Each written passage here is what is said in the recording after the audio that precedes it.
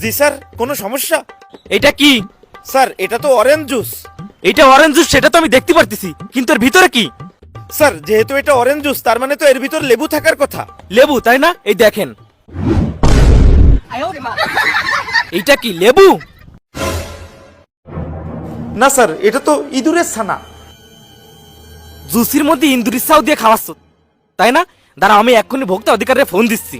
Sir sir please আপনি ভোক্তা অভিযানদের phone দিয়েন না, এটা হয়তো ভুলে হয়ে গেছে, আমরা ইচ্ছা করে করিনি। তো কি হয়েছে? আমার জুসের মধ্যে পাইছি, আমি ভোক্তা অভিযানটা ফোন দেবই, তাছাড়া আমি বিলও দেবো না। স্যার আপনি আমার কথাটা তো শুনুন, প্লিজ ফোন দিয়েন না স্যার। না, কোনো কথা শুনতে চাই না আমি। স্যার আপনার দরকার পড়লে খাবারের বিল দেওয়া লাগবে না, কিন্তু প্লিজ স্যার আপনি তাদেরকে ফোন দিয়েন না। না না, আমি তো ফোন দেবই। স্যার স্যার শুনেন, স্যার কিছু টাকা পয়সা রাখে এই সমস্যার সমাধান এখানেই করে ফেলুন। মনে মনে এই তো চাচ্ছিলাম। আচ্ছা ঠিক আছে, কত দিবা? স্যার আমার কাছে 5,000